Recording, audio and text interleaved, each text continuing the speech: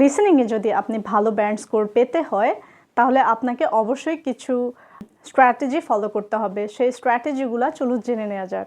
Read question first. আপনাকে always খুব দ্রুত কোয়েশ্চেনটা পড়ে নিতে হবে। Underline keywords. আপনাকে কিওয়ার্ডগুলোকে আন্ডারলাইন করে নিতে হবে।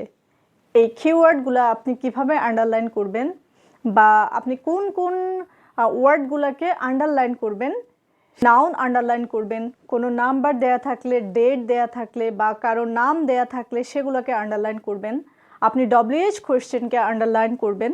আপনি ব্ল্যাঙ্কের আগের অথবা পরের যেই টার্ম থাকবে, যে ওয়ার্ড থাকবে সেটাকে আন্ডারলাইন করবেন। Predict your answer, answer type, predict answer type. আপনাকে কোয়েশ্চেন কিওয়ার্ড আন্ডারলাইন করতে করতে আপনাকে অ্যান্সার টাইপ কি হতে পারে সেটা প্রেডিক্ট করতে হবে।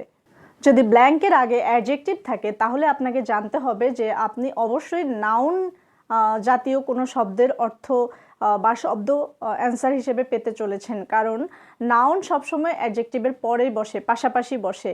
এরপরে যদি আপনার ব্ল্যাঙ্কটা অ্যাডভার্ব থাকে তাহলে আপনাকে বুঝতে হবে যে পরের শব্দটা ভার্ব হতে চলেছে, বা যদি ভার্ব থাকে আপনাকে বুঝতে হবে আগের শব্দটা অ্যাডভার্ব হতে পারে।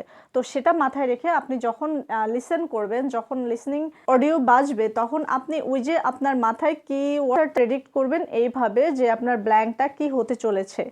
ঠিক আছে? তো এইটার জন্য আপনাকে অবশ্যই রিডিং ভালো করে করতে হবে এবং আপনি সাবজেক্ট, ভার্ব, অবজেক্ট, ডিটারমাইনার, আপনাকে প্রত্যেকটা সেন্টেন্সের মধ্যে noun, pronoun, verb, adverb, adjectives, এই যে কনজাংশন, প্রিপোজিশন, কোনটার পরে কোনটা বসে, কোনভাবে স্ট্রাকচার গঠন হয়, এই জিনিসটা অবশ্যই জানতে হবে। এটা যেমন একাধারে আপনাকে রিডিংয়ের কোয়েশ্চেনের অ্যান্সার পেতে হেল্প করবে, ঠিক তেমনভাবে আপনাকে লিসেনিংয়ের কোয়েশ্চেনের অ্যান্সার পেতেও হেল্প করবে। সো আপনাকে সেন্টেন্স স্ট্রাকচার জানতে হবে যে কোন টাইপের ওয়ার্ডের পরে কোন টাইপের ওয়ার্ডটা আপনি পাচ্ছেন, সেভাবে আপনি অ্যান্সারটা প্রেডিক্ট করতে পারবেন। Next, listen for synonyms, not for the exact words. IELTS always love to use synonyms. যেমন ডিফারেন্ট ওয়ার্ড তারা পছন্দ করে, তেমনি তারা একই মিনিং বুঝাবে, একই শব্দ ব্যবহার করবে না। তো আপনাকে এটা বুঝতে হবে। আপনি যে ওয়ার্ডটা পাচ্ছেন, আপনাকে অডিওতে একই ওয়ার্ড বলবে, সেটার জন্য বসে থাকলে আপনার চলবে না। আপনাকে অবশ্যই সিনোনিম ওয়ার্ড খুঁজতে হবে। লিসেনিংয়ে সবসময় আপনার অ্যান্সারটা সেম ওয়ার্ডে এক্স্যাক্টলি আসবে না, সেম মিনিংয়েও আসতে পারে। তো আপনাকে মিনিং বুঝে আপনি কনটেক্সট অনুযায়ী একদম পুরো প্যারাফ্রেজ করে মিনিংটা বা অ্যান্সারটা লিখতে হবে। একটা এক্সাম্পল দিয়ে যদি আমি আপনাদেরকে বুঝিয়ে দেই, question says about price of anything, then audio may talk about cost.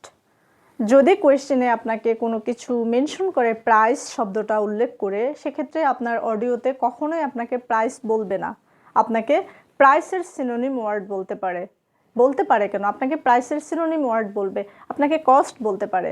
তো আপনি সবসময় ওইটা মাথায় রাখবেন যে আপনাকে যেটা কোয়েশ্চেনে দেখছেন সেটা কিন্তু আপনাকে অডিওতে বলবে না, সেক্ষেত্রে আপনাকে হারিয়ে গেলে চলবে না। If you want to know anything from me, then don't forget to comment below and must share with your friends and family who are trying to learn something regarding IELTS.